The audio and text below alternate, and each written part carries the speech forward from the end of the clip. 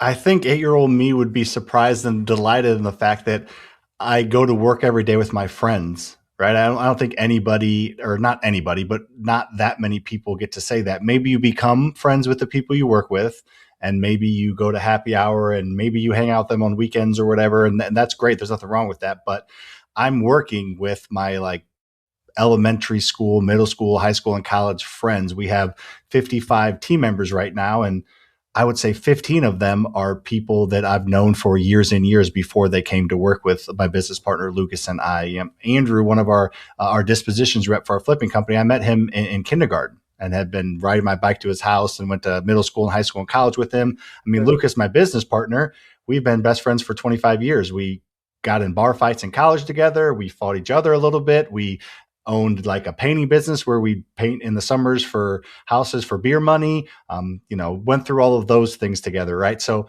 I think the coolest thing would be like you actually get to work with your friends because my dad was an engineer, worked for Boeing, a big company, and kind of kept to himself and don't really see the work friends. It's work and family is separate. But we have melded work, family, and friends together. I think that'd be the thing. I'd be like, whoa, you get to work with your best friends every day? That's cool. That's amazing.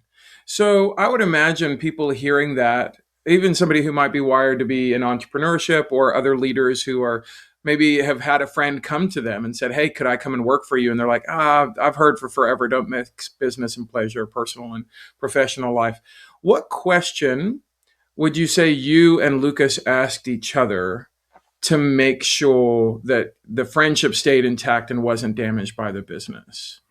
Yeah, that's a good question because we're a lot of friends working here, and it can go south. And we've had a couple really good friends that we've had to either shift to a different role or just kind of both move on the right way. So I think the biggest thing was we would always said the friendship would come first. I remember specifically Lucas and I had dinner at it was like an Applebee's type place, like a little sports bar before we got started. We were setting our goals of we want to buy 10 rental properties in 10 years, so one rental a year, and that was kind of our goals. And then we bought a few, and then we had dinner again, and we're like, we feel like we're doing some pretty cool things, and we're going to go some cool places, and we want to build this.